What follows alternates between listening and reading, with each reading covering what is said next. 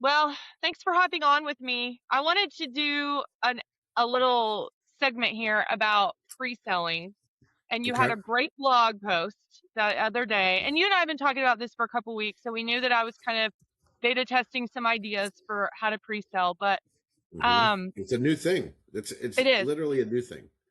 I mean, it's not yeah, really a new thing. It's a new thing for you to do in person pre-sailing that everybody knows about, right?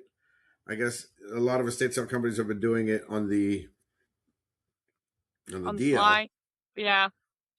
You know, not Well, not e- but there's also like those online estate sale company. Man, I need to get another haircut. Jesus, I was in this the pool. this is the hair that you get in Texas right now because the That's weather, what I'm the talking about. heat This is is what you so get in bad. Florida because it's 300 degrees. It's 300 It's degrees here. ridiculous. It's ridiculous. hmm Um, yeah, well, you and I have been talking a lot about pre-selling, and I have totally changed my entire opinion because of our hmm conversations about pre-selling as an intentional pre-selling, as an intentional sales strategy.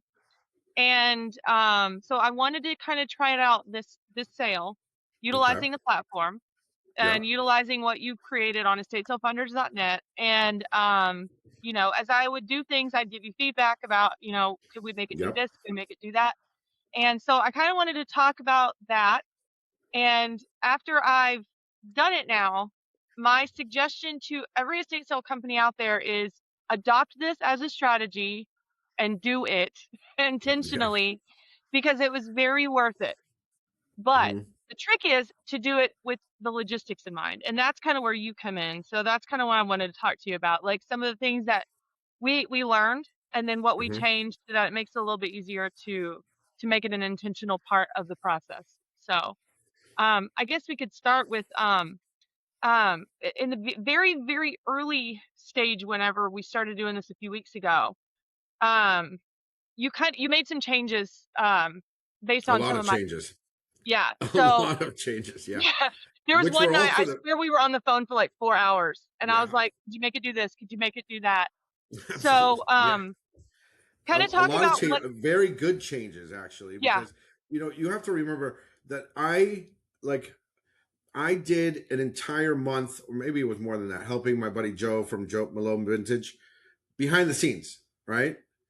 But I don't own one of these. I'm just a treasure hunter. And then I'm like, okay, then I'm going to start building it like if I was building one from scratch. But having your expertise was very, very eye opening because I'm like, oh yeah, you're right. Maybe I should allow people to bundle things. Duh. I mean, it's an estate sale after all, right? So, yeah, that was a lot of help that I'm very appreciative of.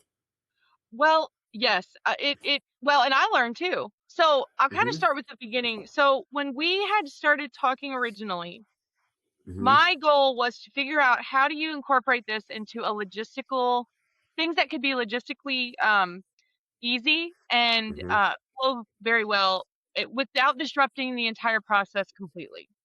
And I didn't really know what that needed to look like because it's like, okay, do you take a picture of every single item that you want to sell? Do you take a group picture?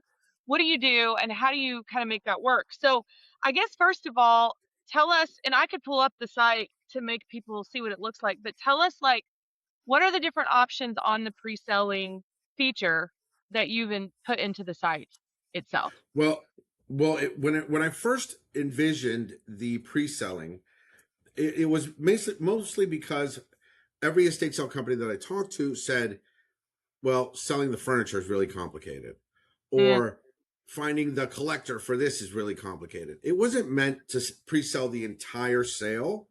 It was literally meant for the items that need more time, right?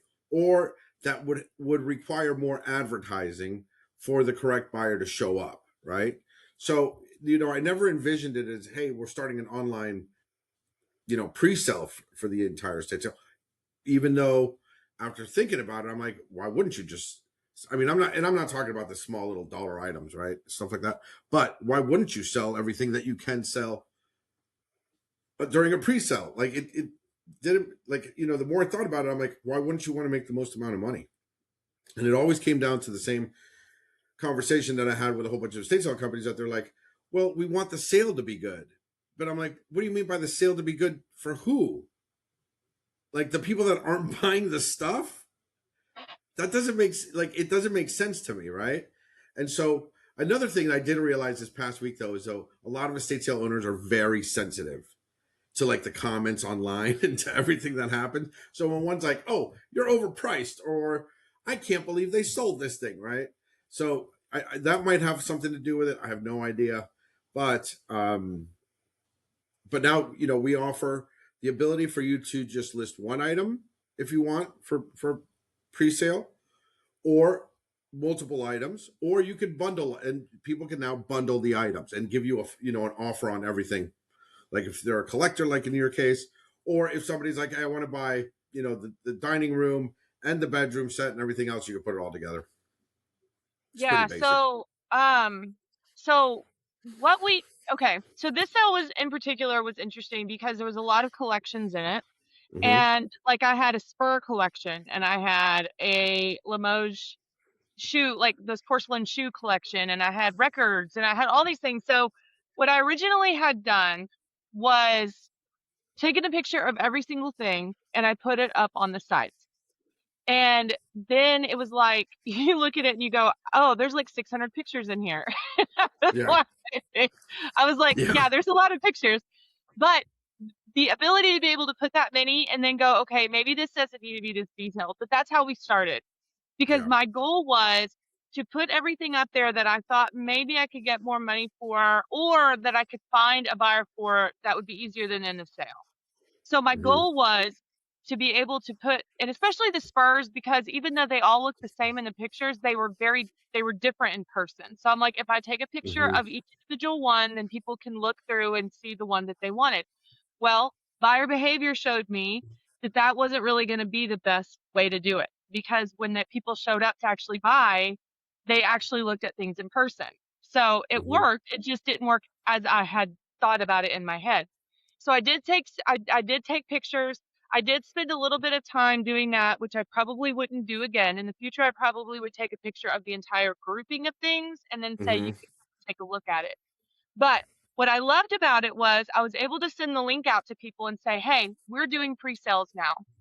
So I really, if you see something that you want, reach out to me and let me know." Now, they did not reach out through the site yet, Mm-hmm. because we realized Mm-hmm. that we have to train people how to use Correct. the site because it's new. So they It's were very reaching new. out to me via cell phone, which is fine. Okay, it just all this was showing you and I how we needed to make it function Mm-hmm. in the best way for an estate sale provider to be able to just pick it up and do it easy. Mm-hmm. So so Yeah, in the actual training the user is a very long and expensive and time consuming process, but once it's done, right, right, it's a lot easier because we really did narrow you did help me narrow it down on how to make it as easy as possible for a user to put in an offer on an item, right? yes, Obviously, the first round they're going to start texting you because they know you personally. I mean, that's just the way it's going to go. They're, of course, that's that VIP service, you know. But as long as we start overcoming the fact when people are like, "Well, it's not fair that you sold hmm this before," because you actually showed everybody that you're like, "Hey, anybody can bid on this, right? Or not bid on it, but anybody can offer on it, right? Because we're not an auction, right? No, we're not an auction. This is not Mm-mm. about, and that's another part I'll get to in a second, is we're not asking for people to bid each other out of things. No. Um, and so what I and you and I have talked about this before, but there's about six different types of buyers that we have at estate sales. And so in order Mm-hmm. to do something like this, you have to understand, who are you trying to target with this particular thing? You're trying to target the collectors that will stand in your line at 9 o'clock in the morning for something specific, and then the reseller that is going to come along and buy things, ahead of time. And I learned a lot with that as well, which I thought was really good. But so the collector, what I wanted to do was, like, I had this stained glass frog. Okay, this was Mm-hmm. the thing that everybody wanted, was a stained glass frog, and I had two Tiffany lamps that were like Tiffany style, small lamps. Yeah. And I had people reach out to me ahead of time and wanted to buy them. And I didn't have a price on. I think I had a price on the frog at $50 because I think we were like 2 days before the sale started. And she offered me more than that. She didn't know that I'd priced it. She said, "Hey, would you take this?" And she gave me more. And I was like, "Of course." And so she showed up the day before. She ended up buying a bunch of other frog stuff. And she was so happy to have been there and so Mm-hmm. pleased that I let her come in early and she ended up buying more stuff and it was great. And then I marked sold on that item so anybody that saw the sale could see that it was already sold. So if there's Mm-hmm. somebody else that was going to come back along, they wouldn't drive all the way there because now they Yeah. saw that that item was gone. And I Yeah. had no one ask me about it at the sale. Not one person got mad. Nobody said anything to me because I think I had one lady that was like, "Oh, I was really hoping for the Tiffany style lamps." I said, "Next time you got to make sure to make an offer." She's Yeah. like, "Yeah." She goes, "I'm really glad we can do that now." So just Yeah. being able to give people that option, they were so happy.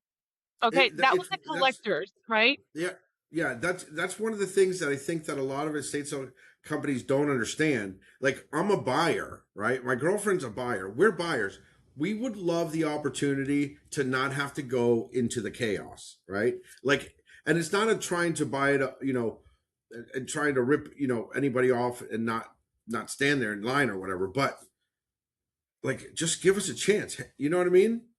Like, there's a little bit of of a give and take here, but for us to like show up at 9 o'clock in the morning and then try to stand in line and then fight people, a whole bunch of chaos, it's just not worth it. And just think about the amount of people that are like, I'm not doing that, right? And they would have offered you more money prior, and This you wouldn't have had the chaos. 100%. This is the other thing I learned is so I did reach out to some resellers that I knew and I Mm-hmm. said, "Hey," especially people that have asked me before about pre-selling. I have this one lady, she buys jewelry and Yep. she's like, have you done pre-selling? I mean, for years she's literally asked me this and I finally reached out and I was like, "Okay, I've got pre-sales. So if you want Mm-hmm. to come check out the jewelry, come check it out." I was really surprised at what she picked out because it's not something I would have not it was like 8 pieces out of a lot of pieces out of this. The things that she got though surprised me because she got the things that she knew she could resell for a lot of money. She offered me way more than what I would have even put on those items. And it would not Hmm. have been what I would have anticipated would have been the worth the most money. So what Cool. she taught me That's was interesting. it's very interesting. And so while she was there, she and I were talking about trends and I said, "So what's selling right now for you?" And she's like, "I can't keep brooches on the shelf." Hmm. Didn't realize brooches were a trend right now, but for her, she can't keep them on the shelf. So, and then there was this other kind of necklace that I'm not a necklace expert. I'm not a jewelry expert. She is. Hmm. She's done this for a long, long time. Yeah. So she knows what is valuable and I don't when it comes to jewelry. So I was shocked at how much she offered me for the 8 items that she bought. Like shocked. That's awesome. Then I know. That's a Then good thing. That's a good it thing. is, and she spent probably 4 hours there Yeah. and, I hadn't pulled out all the jewelry even. She found a whole thing of jewelry in the back closet I hadn't even seen yet. So she went through that, and then she sat there and helped me and my daughter put together stuff because she was just sitting there chit-chatting, Hmm. but she was able to actually look through things without having to compete and fight with other people to do it, Yeah. and these are probably things that nobody else would have even saw or even thought were that valuable. So that was good. Then the other guy that came in is a whatnot seller, and he does Hmm. books. And he bought like 6 books, 6 boxes of books for way more money than what I would have put on the And books. books are Way usually more. the giveaways. Yes. Books are Yes. 100% the giveaways. So, So I was just really surprised at how generous people were mhm. because number one, they could come there by themselves and not have to compete with the Yes. crowds. But then also they know what's valuable and I don't know what's valuable. So to them, even though it would have been more than what I would have asked, he still picked out the stuff that he could make a big profit on. So I was Yeah. like, No, that makes okay. sense. And Yeah. he told me him and his girlfriend came by and they said, "Well, we bought 6 boxes. We probably would have only bought two. And we probably would have come on Friday when it was 25% off because that's the slowest day when we come is on Hmm. Fridays, where we don't have to be around the crowds and we're not stepping on people and we can actually look through the stuff." So I learned he 100%. bought a lot more and he bought it for a lot more than what I would have asked. Same for her. So that was a huge lesson for me. I was very Hmm. pleasantly surprised. And it's just funny how I fought so hard against letting people do that. Like, what do I care? He's buying books that probably nobody else even cares about. So, Yeah, and honestly, where does that come from? Like, have you traced back to why it is that you don't want to pre-sell things? Like, what is the where did that come from? And it's spread everywhere. I don't know. so I think you and I talked about this before. There are 6 different shopper profiles. Hmm. We When added you one. are talking about if I sell all my stuff, who is going to Hmm. come to my sale? Well, you're talking about a different shopper profile that's going to come to that sale versus the people that want to come early and buy all the stuff for more money. Because Hmm. there's the reseller, there's the collector, there is the treasure hunter that loves to come through, like you and your girlfriend that love to come Yep. through and kind of look through things We and don't find need things. anything. We just hoard. Right. Yeah, you're Yeah. just there because you enjoy coming to estate sales. Yeah. You have the Absolutely. social shopper that will come with their, like, it's a group of friends, and Yep. maybe one of them will buy stuff, and maybe a couple of them will buy 1 or 2 things. You have the pickers that literally come in and will only buy things because they're $1 or $2. Like, they don't even care Correct. what the items are. If they're a towel, it's Hmm. $2, they'll buy it. Um, and then you have the people that don't come to sales at all. And that's the part that we're trying to incorporate into this whole thing is the people that Yeah. don't come because it's too difficult or they It's don't like too. the Yeah. shopping experience. Yeah, I So, mean the number, like it's the same people that want the Black Friday deals but don't go to Black Friday, okay? And that's literally what all these companies realized, right? And exactly why they started saying, okay, we'll start giving Black Friday deals weeks ahead of time because the amount of people that don't want to be part of the chaos is a lot more than the people that want to be in the chaos itself, right? Or the amount of people that are like, I really don't want to look through all these photos. I just want this. I'm looking for this one item. Like I want to be able to keyword search, right? I was talking to Mike today from SoCal Cleanouts, and I'm like, this is extremely important, not for the people in our circle, right? But for the other people that we're trying to reach, which are the ones that are the convenient shoppers. So, yes, yes, it's the people like my friend who reached out to me who I've literally in 12 years never seen at a estate sale. And mm-hmm. she wanted the Spurs. She wanted to shop for Spurs. Yeah, And she did it because she could contact me directly and she could pick out the ones that she wanted. And she yeah, didn't have to worry about other people. So, and she was going to pay me money for them. So, mm-hmm. um, that's what I'm trying to make it convenient for. And so, but I think the other thing is, and I think the real thing is once you get into a habit as an estate sale provider and you really have a process that you've done over and over again, trying to introduce something like this is a disruption to your process and you Correct. don't know how to fix it or you don't know how to start from scratch. So you just would as soon not do it because it's too hard. Mm-hmm. And I will say it is challenging because I mean, there was a few times I was just like, oh, I wish this would be, I wish I could get past this part of trying to figure out this process, but I was going to keep doing it because I was committed. You and I are like, we're going to figure this out. And Yeah, now yeah, I will do it absolutely. every time and the process gets easier, but it is hard that first time to try to Absolutely, like change. everything. Hmm. Yeah, 100%. Hmm. Um, and so, but now I'm like, if I could do that for every single thing in my sale and not even open to the public, like that's Yeah. probably what I would do. I mean, Um, literally, what happens? And listen, it's super easy because I've been brainstorming this, right? Like the reason that the reseller gets more money for the item is because they make it more convenient for the people to shop, right?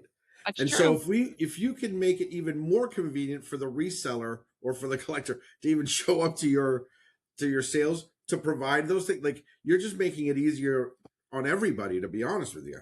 Like it's literally um Yeah, it's a I mean win-win for it's literally the everybody. way I think it, you know, and like I said, it's not for every item that you have, No, but for the bigger items, for the your collectible items, your money makers, I don't see why you wouldn't be doing it. And like yeah, it's ironic because I spoke to a company today that is signing up for the website. They have sales listed already on for like estates on estatesales.net and all the other ones for October. So jeez. these people are like I mean they have a ton of sales and they already have the photos up and everything for them all. And I'm like, how do you do that? They're like, as soon as we do the walkthrough and I take all the photos through the walkthrough, and then those are the photos that start getting posted online for more advertisement. And I was like, you know what? That's not a bad idea, right? Not a bad idea. But just think about it. This guy, they're already 3 months out. I don't understand. I don't get the benefit of it. Like I don't understand. I'll have to talk to them. Like maybe I can interview them for their like I, how they do things. I But don't know what the benefit technically is besides the fact that they get a lot more content out, right? And a lot more people see their estates, like they have a lot more estate sales, so they become more popular, I guess, maybe. But they don't do any pre-selling. But the person I talked to, they said that they would love to pre-sell a bunch of the stuff. that just goes to another thing too, is it's like what this does is it gets you to the right buyer for the right Mm-hmm. item. And I think that Right. this attitude that we've had of umbrella marketing where it's like we're gonna put this big, huge, broad, you know, content stuff out there and just hope for the best and that the person that's Mm-hmm. gonna want all this stuff's gonna come. I mean, I have 180 degrees changed my entire opinion about all of it because Mm-hmm. it's just it really doesn't make sense when you It think doesn't. about it. It No, doesn't it make doesn't. sense at all. And it's so that's not to say that there is not a need for people to come to an actual sale day. When I was saying that I would never open to the public, I would never do that because Yeah, yeah, that's yeah. you do still need all of those six shopper profiles to come to your sale Absolutely. because the people that are going to buy the toenail clippers and like all this stuff that you know the Mm-hmm. practical purchasers and all that stuff, you're not going to pre-sell any of that online. Um, but again, so going kind of going back to how I did this for anybody that's listening that's like, okay, how did you logistically do this? So what Mm-hmm. I did and what we're doing at this next time is we're making it a little bit better. Our goal right now is to get everything out of the boxes, put Mm-hmm. on a table or a shelf. It doesn't have to be staged. We're not pricing anything. Don't price anything. Let them come to you and tell you what you think that they would like to pay because you will make more money because you don't know Mm-hmm. what's worth it to them. I'm telling you, I was surprised. So our goal right now is to get everything out of the boxes by Wednesday so that when we invite resellers to come on Thursday and Friday, they can see it all. So we're going to make it very easy for them to see everything. And then we're just going to let them shop and we're going to let Yeah. them bring us what they think and give us an offer. And I can say no. You don't have to say yes. You can say no, I don't think so. And then that way, by the time that we start pricing on Monday, there's a lot less in there for us to price, which is great Mm-hmm. because those Mm-hmm. boxes that they took of books, I didn't have to worry about any of that. It Yeah, was all yeah. gone. So, and there's a lot of like vintage toys and little stuff in the sale that someone's gonna really love. But that's what we're gonna do. So my suggestion is you don't need to feel like you have to price for these resellers. Don't. Yeah. Second of all, get everything out to where they can see it. Because if you don't get all the boxes and you've got more jewelry or you've got more stuff in there, you're missing out on opportunities for them to buy stuff. Third, make it very clear to the resellers you are allowing them to come early because you trust that they are going to be fair with you on pricing. And I've said that Yes. multiple times to resellers. You are being invited. I can resend that invitation at any Yeah. time if I think that you're not Absolutely. being fair to my sellers. And because we're here for them and Mm-hmm. this helps everybody make more money, but at the end of the day, this is not a convenience for you to make your business model more profitable. This is for Correct. you to have the ability to pick out the things early that are going to be the most valuable to you and kind of go from there. Well, I mean, technically, it does make their business model more profitable because they're wasting less time. Like a lot of people remove True. time as part of their business model, and the fact that they can look at the photos, look online, and they know that you're accepting offers. Okay, and we've already like have we talked about how it's now fair, right? Because you're saying, hey, the offers are all here on this website. Everybody has the same chance to purchase, right? But if you save these resellers time, these collectors time, it's worth it for them, right? hmm So, hmm so I think you are adding to their business model. That's true. From a logistics perspective and a driving perspective and spending time and trying to show Mhm. up and hope that everything is still there that you need, you're absolutely right. But it's not there for you to lowball me on the stuff Yes. that we know is worth things. And what was interesting is, and there's different kinds of resellers. So Well, being a VIP has never been cheap, right? true, Mm-hmm. true. But you know Yeah. what? Every reseller that came was so happy that Oh, I I'm was sure. letting him do it. Every one of them. So not only are you getting great word of mouth because they Yeah. all live close by me. These are all people that live in my community. And Mm-hmm. now I'm creating this bridge between a group in the resale ecosystem that has not been there before, and they were just so happy because people were letting them come in. But there's also there's different resale types. So you have the eBay sellers, and then you have the Mm-hmm. whatnot sellers. And I learned Mm-hmm. both of them came to my sale. The eBay sellers are a lot more specific about what it is that they buy and what it is they sell. The whatnot sellers, what I liked about them was, like, let's say one of them was saw that we had a bunch of Christmas books, and he usually does Christmas books. That's what he Okay. normally sells on whatnot. But then he saw that we have a lot of Christmas decor and a lot of like vintage Christmas decor, and he's like, Jenna, I could make a Christmas show. And so he was getting the book, but then he was also getting a couple pieces of nostalgic Christmas items that he could Mm-hmm. group together.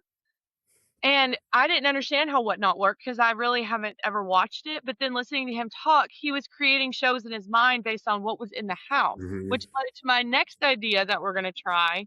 And that's letting Whatnot sellers come in and sell what's left over after the sale's Yes. over from the actual house, Mm-hmm. which I'm gonna have Ryan on. He's my experimental guinea pig, and he's happy to do it. And so we're Mm-hmm. gonna talk about how this is gonna work. And if it works well, I'm gonna incorporate it into my contract because I think this is a I think fantastic. it's a great idea. Yeah, It's a yeah. great idea. I mean, the I don't. ultimate goal for you guys is to generate as much money as That's right. possible for the family that you're helping. I mean, that's the literal goal. And the That's exactly right. and when I built this website, that is literally the main purpose of why I created all these additional items so that the estate sale people can make the most amount of money. And to be honest, I've seen a lot of estate sale companies that are like, well, as long as I make my minimum, it kind of aggravates me, to be honest with you. Like, it's a salesperson type of thing, or like if that was my parents, transitioning or whatever it is, I'm like, that's pretty crappy, right? And I'm like, so if I hand you all these tools, right, for you to be able to know where to advertise, what you're supposed to be looking for, what trends are happening, blah blah blah, you're going to make the most amount of money. Like, it's like, Yeah, the only way that you don't make more money is because you just don't want to. Like, that's that's right. literally It does where take an we are. intentional mindset. Like you do have to Yes. be intentional about it, and it does take a little bit of switching your brain into a different type of advertising, Mm-hmm. but it's 100% worth it. And I will tell you, me as an estate sale provider that has done this for 12 years, I get bored sometimes. And this is Yeah. exciting because what I was learning was trends that go beyond when people get the item from my sales. So like as an Yes. example, I was learning okay, so Ryan, he was telling me he sells ephemera, which learned what ephemera was. It's ephemera is for anybody listening, it's the I don't know what advertising that stuff is. that okay, so it's any advertising piece of advertising item that is printed with the intention to dispose. So like movie posters or magazines or Oh, okay. all that stuff. So he sells a lot of magazines, especially early era like Victorian magazines. Those are real Mm-hmm. popular right now because people will take out the pictures and frame them, and that's what they use for decoration. But he said what they're doing right now with magazines is, especially in the 70s and 80s, they're taking out like Marlboro ads and like supermodel poses and photo shoots and makeup advertisements and stuff for whatever reason that's really popular. So he'll turn around and sell a magazine for 10, 15 bucks and then turn around and they'll rip the pages out, put it into a like a sleeve, and then sell each individual page for like $10 to $15. That's just nuts. That I is was nuts. shocked by that. Yeah. Yeah. But The how internet cool is is crazy. that? That is. But you have to understand as an estate sale provider, you will never get to that level of detail ever. Never. That's not what you're here for. Mm-mm. My job is to get the is to be the middleman between the family that has the estate sale items and the people that want to buy them. Well, you're The you're rest of literally the that is their beginning. thing. Yeah, you're the beginning of the flow, right? Yeah, Like, you're the beginning of the pipeline. Like, the family collected, or the person that you're doing the estate sale for collected it all, and then your job is to reach out to all the people that are interested in these items, and then they disperse however they want to, however that Yes. is. But but Yes. I mean, the way I would look at it, if it was my own estate sale company, I mean, they hired me to make them the most amount of money. I'm a salesperson, right? Then how are you going to do that? Not just by relying on the same regular people that are showing up all the time, that are part of the circuit, right? Like I'll tell you, we're part of the circuit. We're not reliable buyers, right? Even Mm. though we love the horde, we're not a reliable type of buyer for estate sale companies. But they rely on people like us for no reason because we're not really we don't we don't need anything, right? Like we'll buy something if it catches our eyes, but we're not looking for anything. And so when you're looking when you know that you have buyers that are looking for things, when a person is interested in something, you have a person that's willing to pay, right? And when you have a person that's willing to pay, you're going to make more money than somebody like us that's like, well, we're just Yes. passing time on a Saturday. Do we need another chair? Fine, let's just buy the chair, right? And you know what? I might talk you into it when you're standing there in front of me, Yep, yep, yep. especially if it's discounted or whatever. But no, you're 100% right. You are a No, reliable shopper in terms of showing up. yes, You're not we, reliable in terms of what you'll buy. And I yes, will tell you, it's changed my entire mindset because one of the other things I pre-sold this last time was quilts and needlework, um, napkins and sheets, pillowcases, anything that had embroidery and like um, doilies, any of that stuff. So this lady, she remakes everything into clothing, and then she has a vintage shop. She also has a booth, which I told her about you and mhm. all that. So that we can complete the chain. Okay, so Yes, now you've complete got the all of entire this at circuit. the very end. Now we need to sell it to the people that want it in its new form. But she bought all of my quilts. She bought all my quilts, all my needlework, everything. Things that Yeah, normally probably would have been donated, to be honest with you, because these were not quilts that were like, oh my gosh, look at this gorgeous quilt. yeah, These were yeah, like, it's okay. It's kind of stained. Well, she's going to cut the part out that is either dirty or she's going to wash it or whatever because she's going to make it into a different piece of clothing. yeah. And so when I'm looking at this next sale, we found a whole bag of these things that normally I'd be like, where are we gonna put this?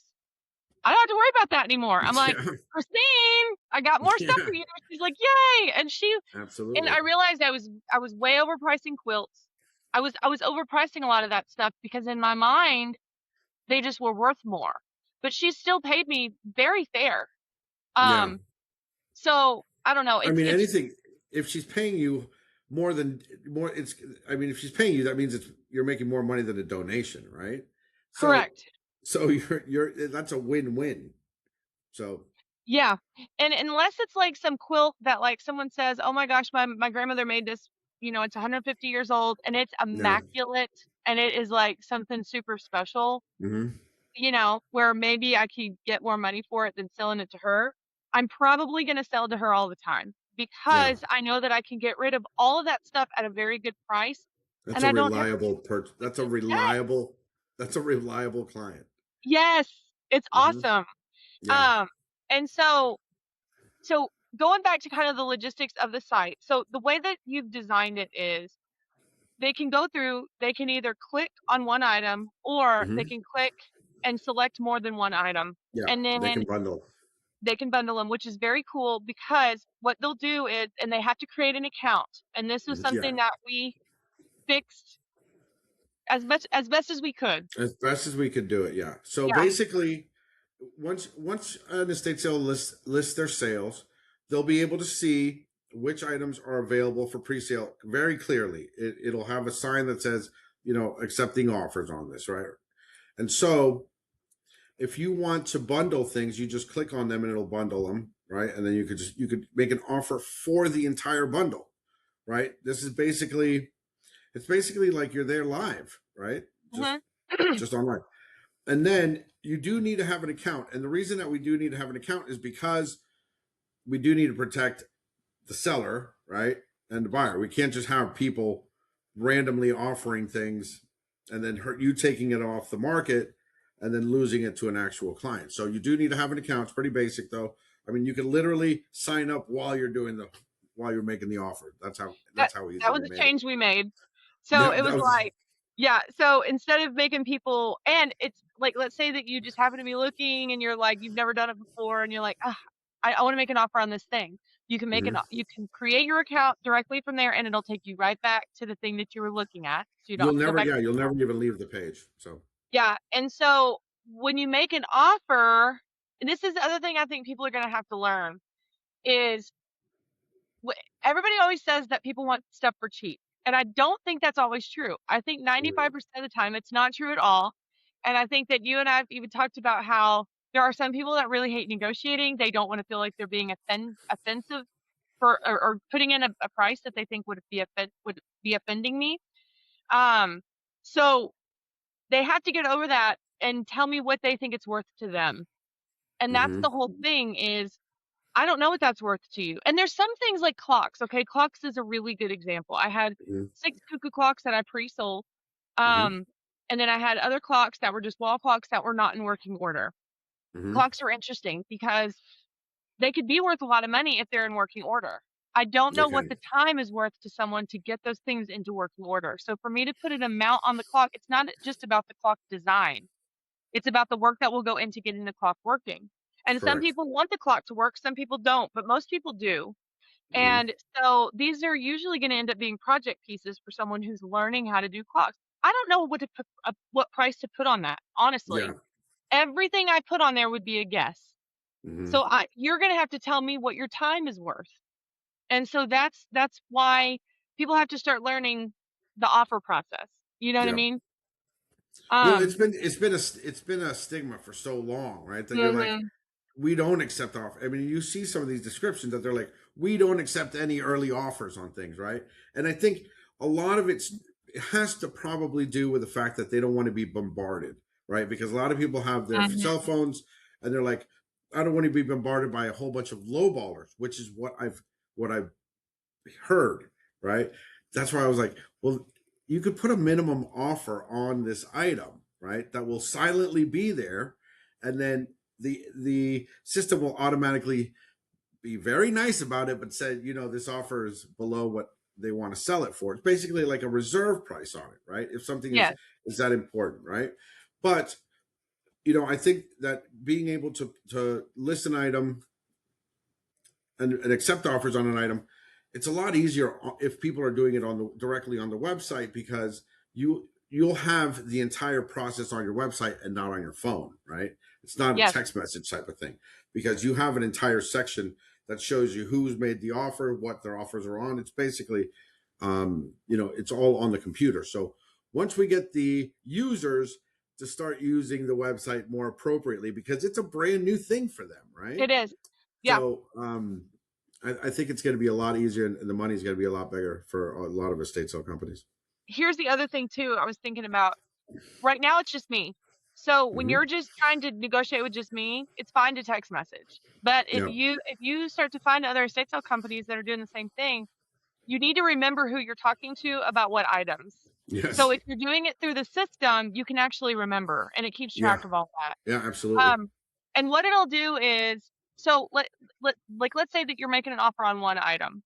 Hmm. This it comes through, and if I, as an estate sale provider, do not want to accept that item, or if I want to negotiate, I can just counter that item Yep. or You that could price counter offer. at that price.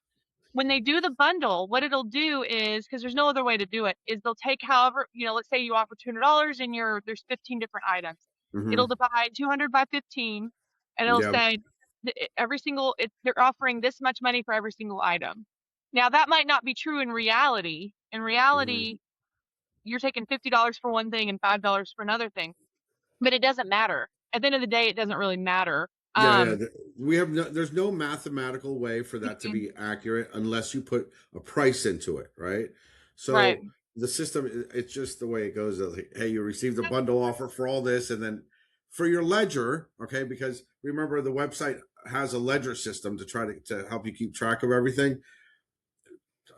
For the ledger, it's like you sold this bundle for $20. Let's just say you had two items. Each item is $10. It's just Yeah. the And way it goes. what I people are mean, generally doing anyway is it's like they're making a bundle offer on one particular kind of thing. So like all hmm, the records, all the spurs, all the statues, all the cuckoo hmm, clock. it doesn't really matter to me how much each of those is worth at the end Correct. of the day. I just know that I sold all the records for this much money, and that's fine. Yeah. Now, in reality, the other thing that's happening is they're coming in, and so from a logistical perspective, they're also coming in and looking around and shopping as they're there. This is Hmm. something that used to get on my nerves, and it's because I couldn't control the process. I didn't know Hmm. how to control it. I just let it go. What do you mean by you didn't know what to control? What do you mean? So let's say that, okay, so like people that come in on Thursday and Friday, we have no pricing on anything. Hmm. Okay. Nothing has been organized. Nothing has been staged. When I let people just wander through to come bring me whatever, I have no idea how much any of that stuff is worth. Gotcha. So I have no control over that process when they bring it to me. And what they'll do is they'll bring it to me in a box usually, and then I can look through and I can say yes or no. But again, this is based on trusting the people that are coming in early that they're doing the right thing for Yeah. us. Yeah. So it's not just like I'm opening it to any member of the public. These are people that want to do business with me in the future. These are not just random people. These are people that Yeah. I They're not know. the tire kickers. Yeah. No. Like they're And not us. Like they're not like the me type of seller that is a hoarder, right? That we're not going to show up. Like there's zero reason for us to show up just to go look around. Like, and I'm sure there are people that will do that. Okay. So that's your why you have, attitude is more like, I will take this if it will help you not have something at the end of the sale. yeah, A pretty much. reseller is, these are things that I'm going to turn around and literally resell to someone else. So, Absolutely. so, and sometimes it was random as they were going through, like when Ryan was going, oh, I can take Christmas. He goes, I didn't realize y'all had Christmas. So he came back and the next day and he bought Christmas stuff to go with the books that he had bought the day before. That's not normally something that he would buy. But I was like, great, less Christmas stuff that I have to deal with, which there was a lot of Yeah. Christmas stuff here. Well, I mean, Um, sorry to interrupt you, but I just thought of something because I have had this conversation with what somebody in the States that they're like, well, the people that pay the most are always show up on the first day, right? And then the people that paid less, they show up on the latter days, right? So then now I'm thinking, I'm like, yeah, but the people that show up way before that should be the even higher pairs, right?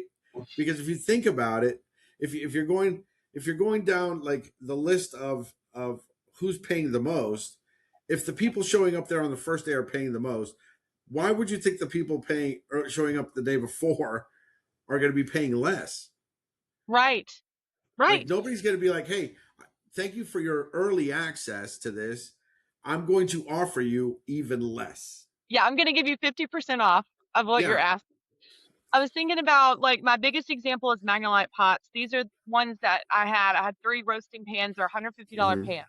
Okay. Yeah. I Now, love those. again, you are still making a guess. I don't care how good you are as an estate sale provider. All of it is a guess. It is a guess. It is Hmm. an educated guess, but it's still a guess. Yeah. So if I put those on there, and I had people literally standing in line at 2 o'clock in the morning to get those Magnolite pans, they would have probably given me $200 Yeah. for each roasting pan just to be able to not have to show up at 2 o'clock in the morning and Absolutely. buy them. Absolutely. So, I mean, and they're not buying anything else. This is the other thing is you think, okay, well, if they're not going to, it's like we have this attitude that if the line is long at 9 o'clock, that means the sale's going to go well. And that is Yeah. not necessarily true. That is absolutely correct.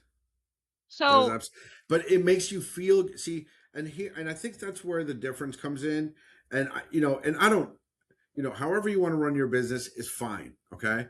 But if you're running the business to make yourself feel better, you're in the wrong. You should be an employee. Okay. Because honestly, like, yes, having a whole bunch of people at the sale is awesome because it makes you feel like you did a great job, but it doesn't necessarily mean you're making the most money, right? no, And what are you in the business for? The best job or the most money? I mean, literally, that's you're that's in right. business for money, right? So you That's can right. grow and expand.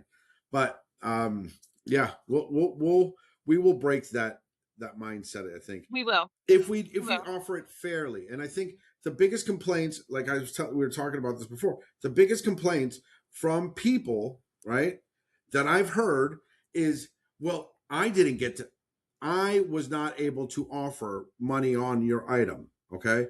So if I'm not able to, and you're just selling things, or worse, like some of the people are like, well, you're keeping it for the estate sale, or I mean, for your estate sale, for your booth, Mm, or for your store, right? There's no transparency. But if you have it listed, you're like, look, I'm accepting offers. Just send me an offer, right? And you're making it all transparent. Nobody can complain. Not one person, right? Especially if you're logging on to estatesalefinder.net, because if they follow you, right, they get notified the instant you hit that publish button. That thing gets automatically sent to every single person that's following you instantly, right? So everybody has the exact same chance. that's right. And so if that And happens, guess what? Nobody can be like, well, you didn't tell me you weren't. I mean, everybody, it's on there. So I think I think that was like the missing little element of why people don't pre-sell, right? So, yes, and this also helped me because the other element is the neighbor or the friend of the mm-hmm, seller, okay? And I have done VIP, like, night before the VIP things before. mm-hmm, Um, and they've been lucrative, I guess, but they're kind of annoying because, like, again, I'm putting a price on something and then I have the neighbors try to negotiate with me the day before the sale, which aggravates me. But mostly they just want to show up and have something of their friends or whatever, yeah, yeah, especially if their yeah, friend yeah, had nice stuff that they like. Well, in this particular sale, I made sure to tell the seller, I said, we're trying something new. You're going to be the first one that gets to do this. mm-hmm, I'm going to be pre-selling to different people. So make sure to tell your sphere of influence that we're doing that. So I had neighbors that were shopping beforehand, and I yeah. had one guy, he was a next door neighbor, and he brings me up records. I think he had like 8 records and like 2 willow tree statues or something. I don't Mm-hmm. even remember. And he's like, "What do you think for all this?" And I said, "I don't know. I don't have any prices on it." I said, "What about $20?" And he goes, "How about 40 to help the family?" And I said, Oh, "I'll take 40 all day." And so yeah, he gave me $40 because he's a neighbor yeah, from the world. Like, I mean, so yeah, I had multiple neighbors that did that, that knew this lady and that wanted something of hers and that were wanting to help the family. This just opens that avenue. And absolutely. and so because I didn't have to have a VIP night, I didn't have to have a special event that I had planned for 2 hours the next before sale start. He just came whenever it was convenient for him when we were there. He just Yeah. walked next door, grabbed the stuff he I mean, wanted, you're and there setting up anyway. what do I care? Yeah. So it's fine. And so I do think that once you start putting prices on stuff is when it starts to become harder. So I Mm-hmm. think if you're going to pre-sale as an estate sale provider that's listening, do it before you start putting prices on things. That's not to say that you Yes. can't still do it, even if you have prices on things. I'm just saying you will make more money if you do it before you price things. Yeah. Um, I mean, unless and you yeah, the only thing I suggest as a buyer is if you want a minimum for something, okay? Then, if you're putting it up, if you're using our website to do it, just add the that's your minimum, right? no, And then that way you will have ease of mind, and then you're not going to be bothered. You're not going to get a whole bunch of offers if they're below what your minimum is, right?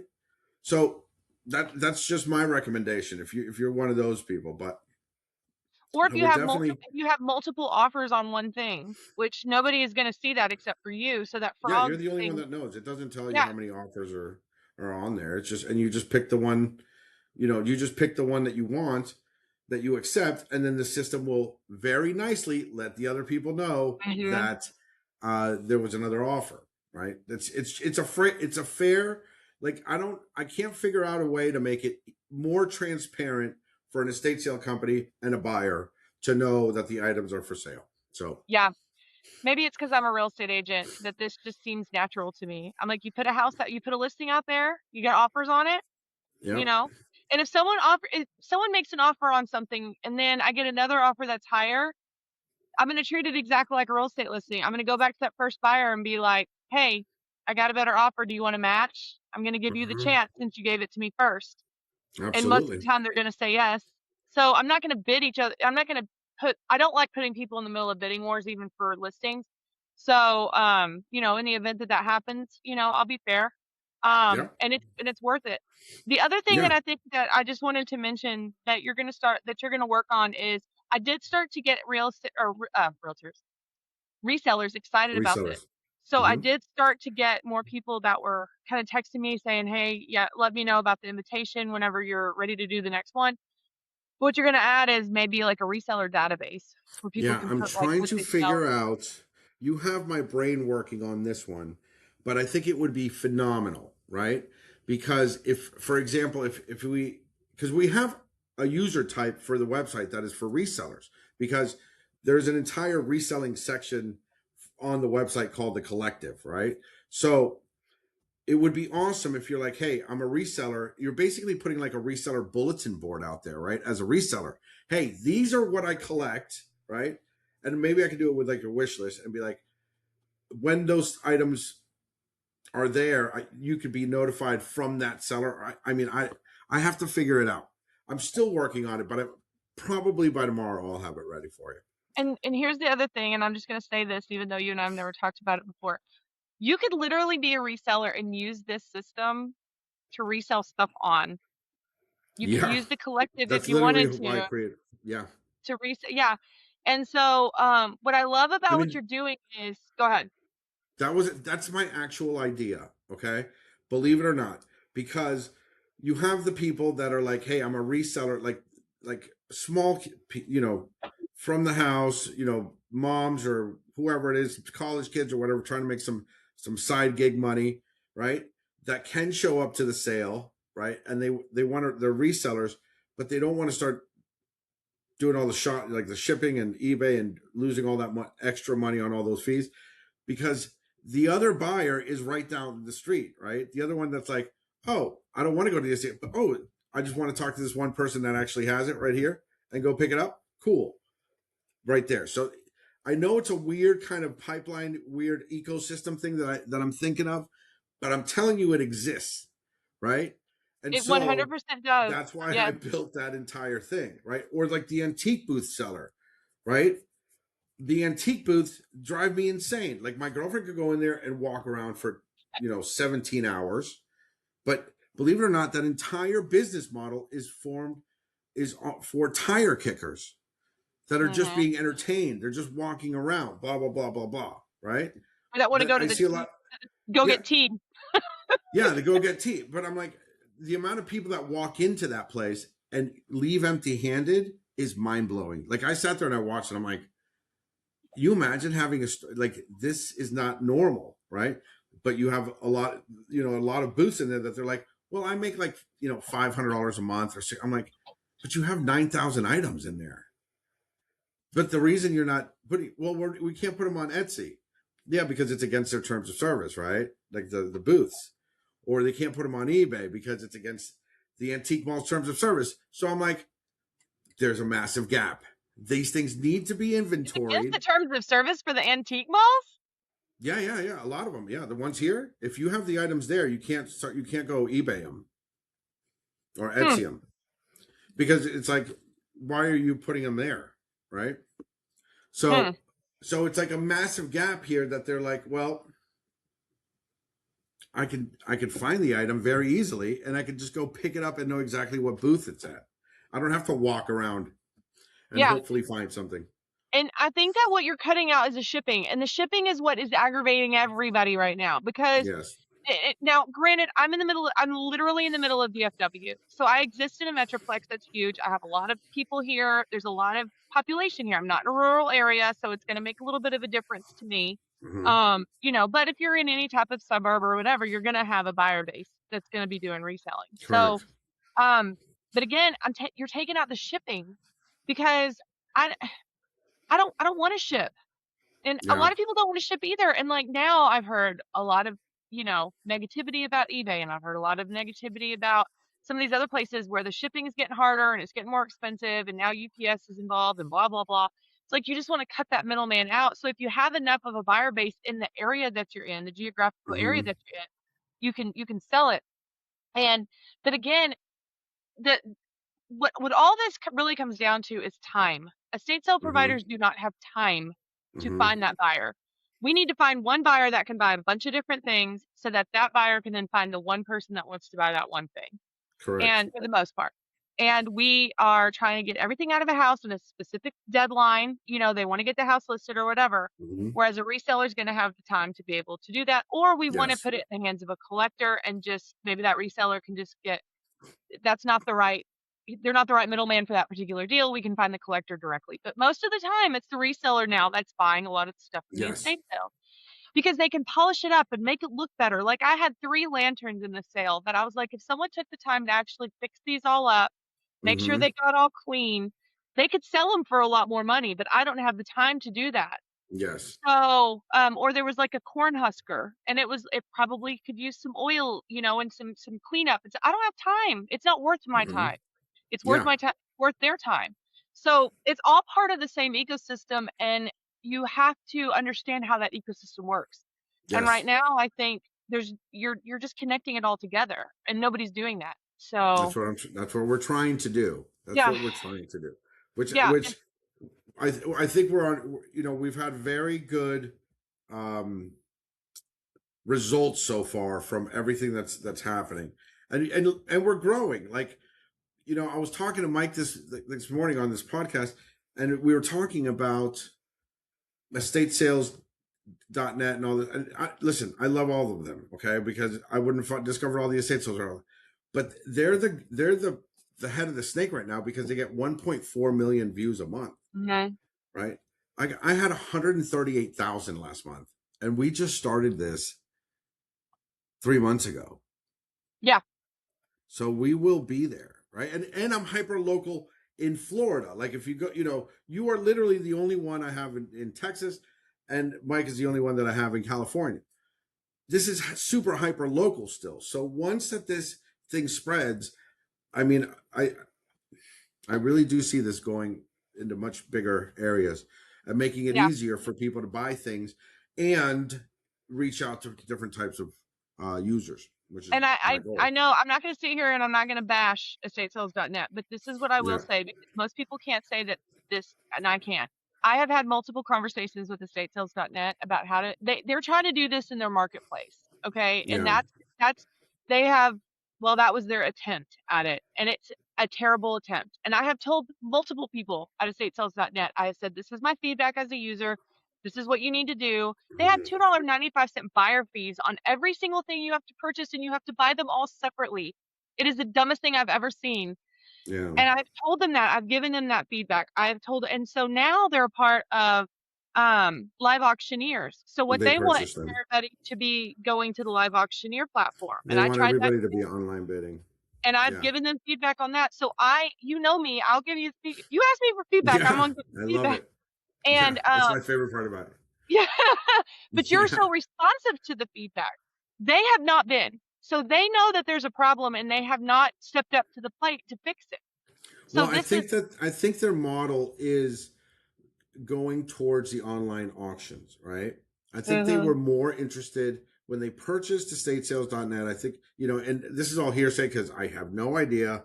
I'm just assuming Oh, you're as 100% somebody from right the because I've outside, talked to the rep myself who tried to all get they me to sign wanted up. was the user base. And then that user base is very powerful to them because it would get them more people to sell things for auctions, which is literally what they're trying to do. I don't think that they care so much about the estate sale listing Mm-mm. as the items that people would list of that estate sale, right? So, you know, the way I started this, and the reason is not only to have better, easier listings for people like us to be able to find the items we want, but it literally has a lot of things for estate sale companies to grow. Like that's that is another main aspect of why uh, And I you're not built this trying to make page. money off each individual transaction.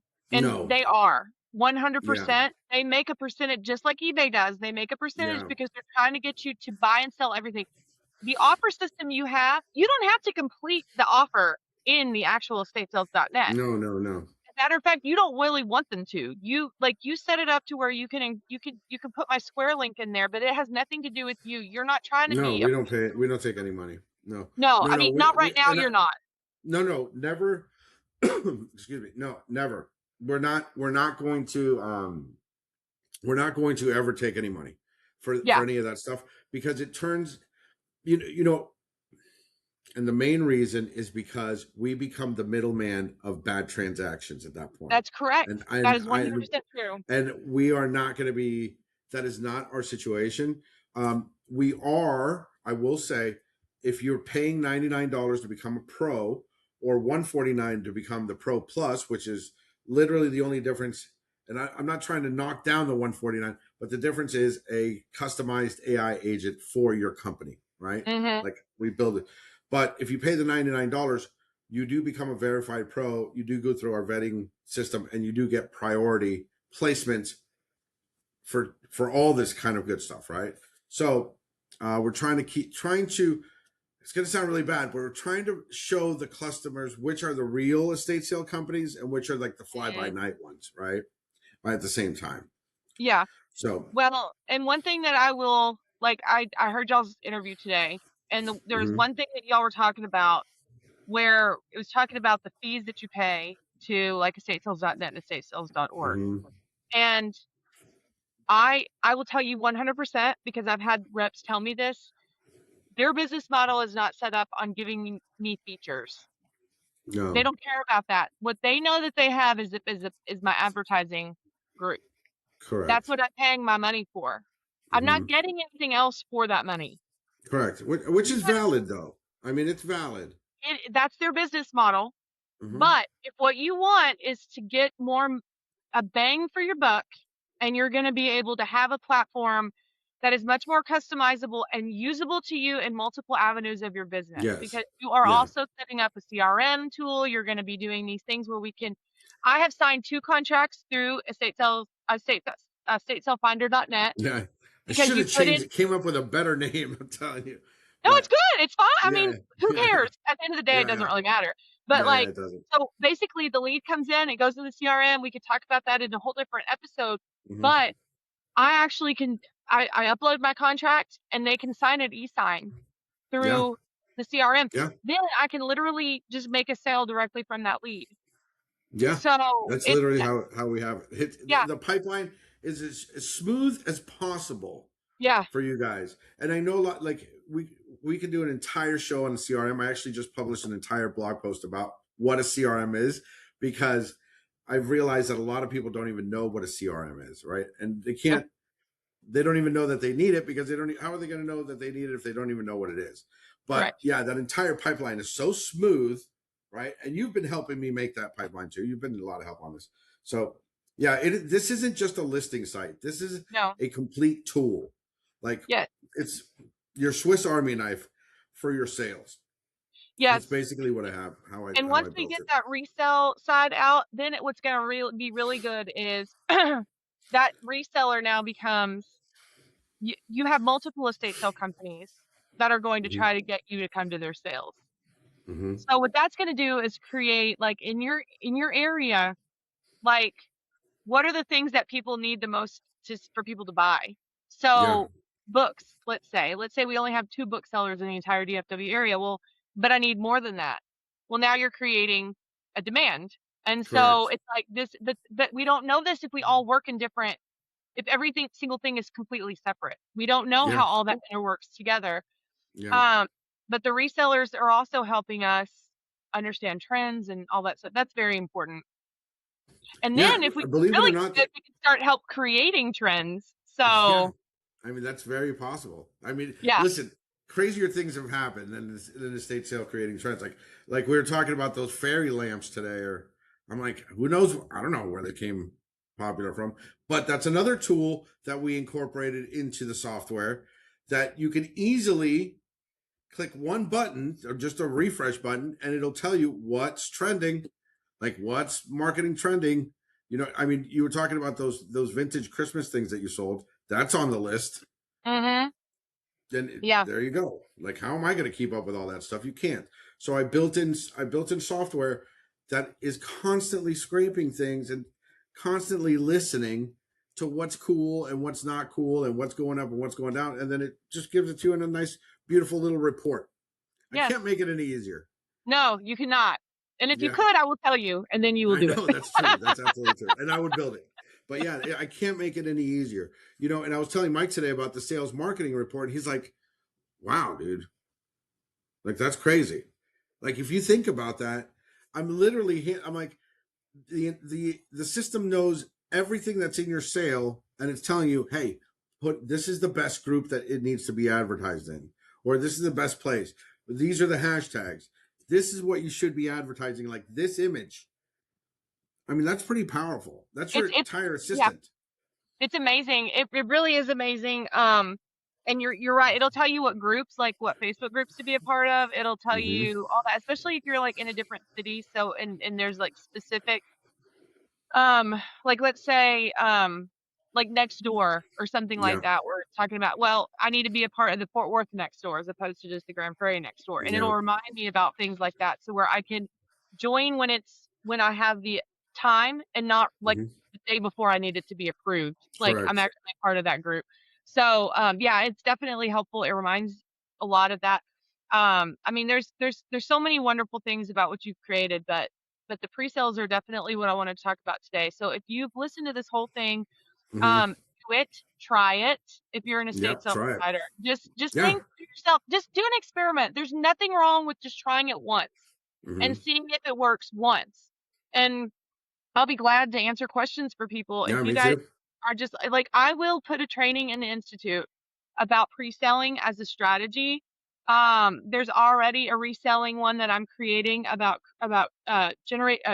creating your reseller sphere and creating Mm-hmm. those relationships so that you have that buyer base that you can depend on. But I'll make this a whole thing now that I've done it once, and I'll probably do it twice, and then I'll make it a training so that people can learn how to do it. But you I need actually to, like that. I actually yeah. like that. The buyers you can depend on. The buyers you can depend. I think that is Mm-hmm. fantastic. It's a great Mm-hmm. slogan. Mm-hmm. Um, so yeah. So thank you again, Andy, for being so wonderful. Thank you, Jenna. You're awesome. Okay. Well, we'll do another training about something, but this is the one I wanted to do right now. So Yep. I'm very very happy it's working out, and we will chat soon. all right. Talk to you later. All right. Bye. Bye.